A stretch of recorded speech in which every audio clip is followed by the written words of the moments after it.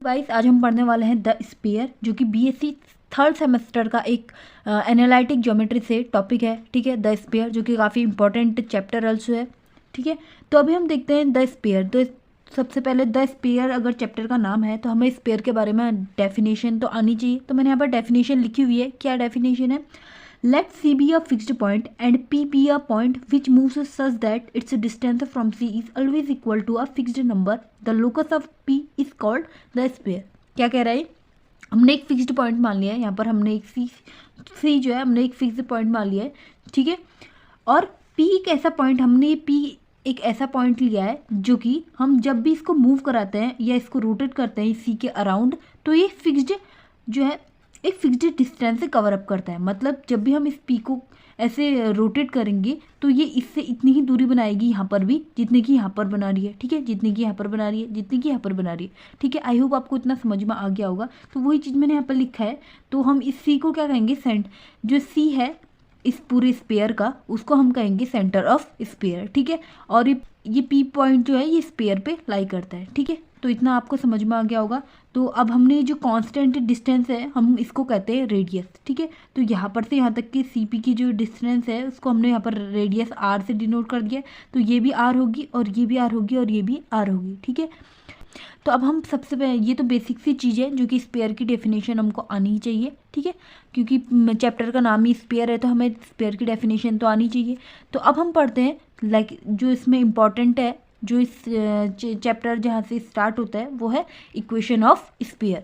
तो equation of spare कैसे निकालेंगे? हमको पता है, हम एक स्पेयर ले लेंगे। ठीक है, और सी एक जो है हमारा सी जो है सेंटर ऑफ स्पेयर हो गया यहाँ पर, जिसके पॉइंट्स हमारे क्या हैं? ए कॉमा बी कॉमा सी। ठीक है, और हमारा जो पी पॉइंट है वो हमने ले लिया x comma y comma z. मतलब ये पी कोई पॉइंट है जो कि स्पेयर पे लाई करता है। ठीक है, और एक वो कौन से पॉइंट है? X comma y comma z. हमने यहाँ पर पॉइंट ले लिए। तो हमने कोऑर्डिनेट ज्योमेट्री में हमने पढ़ा हुआ है, जब हम पी सी की डिस्टेंस निकालते हैं वो कैसे निकालते हैं? Under root X minus A का होल स्क्वायर करते हैं प्लस वाई माइनस बी का whole square plus Z minus C का whole square is equal to हमारा आर होगा, क्योंकि यहाँ से यहाँ तक की डिस्टेंस क्या है? आर है। ठीक है, तो अब हम अगर इसका रूट खोलें, मतलब इस रूट को हम दोनों तरफ स्क्वायर कर दें तो कुछ फ़र्क पड़ेगा? नहीं। तो वही चीज़ हम यहाँ पर कर देंगे, इन दोनों का स्क्वायर कर देंगे। तो ये जो स्क्वायर है जो इससे अंडर रूट कट जाएगा। ठीक है, कैंसिल आउट हो जाएगा। तो एक्स माइनस ए का whole square plus Y minus B का whole square plus Z minus C का whole square is equal to क्या हो जाएगा? हमने यहाँ पर स्क्वायर किया तो आर स्क्वायर हो जाएगा। ठीक है, तो वही चीज़ है यहाँ पर, यही हमारी इक्वेशन ऑफ अ स्फीयर है। ठीक है, इतना समझ में आ गया? आई होप आपको समझ में इतना आ गया होगा। सेकंड चीज़ अब हम क्या पढ़ेंगे? अगर ये जो सेंटर ऑफ स्फीयर है ओरिजिन से पास होगा। ठीक है, ये हमारे ये फर्स्ट क्वाड्रेंट हो गया, सेकंड क्वाड्रेंट, ये थर्ड एंड ये फोर्थ।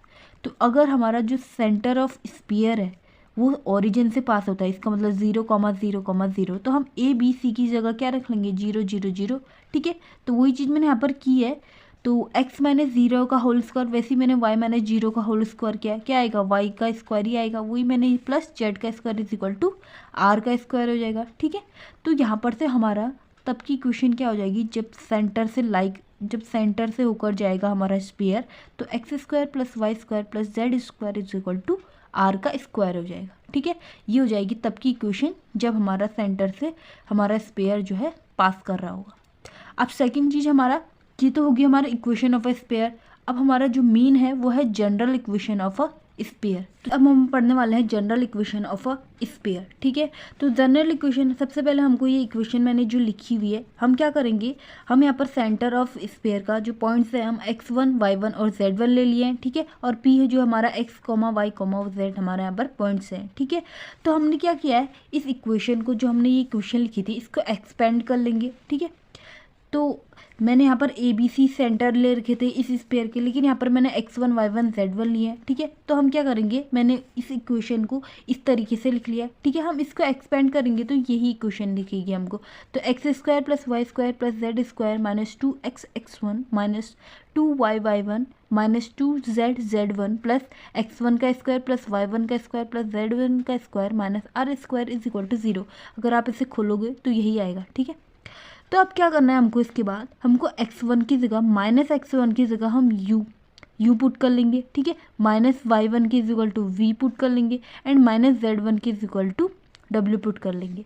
तो इससे क्या होगा, और जो ये बचा हुआ पार्ट है हमारा, इसको हम d के इक्वल पुट कर लेंगे। तो हमारी जो बची हुई अब इक्वेशन हमारी कैसी हो जाएगी, देखिए, तो x square plus y square plus z square plus 2ux, देखो प्लस कैसे हुआ, हमने यहाँ पर ये माइनस है और यहाँ पर माइनस x1 को हमने u ले लिया है, ठीक है, तो माइनस माइनस प्लस हो जाएगा। तो plus 2ux plus 2vy plus 2wz plus d is equal to 0। यही हमारी जनरल इक्वेशन होती है ऑफ स्पेयर। तो रेडियस निकालने के लिए फॉर्मूला क्या हो जाएगा, अंडर रूट u का स्क्वायर प्लस v का स्क्वायर प्लस w का स्क्वायर माइनस d, ठीक है। तो यही इसी से हम रेडियस इजीली फाइंड कर सकते हैं। और हमारा जो सेंटर है हमारे वो है हमारे यहाँ पर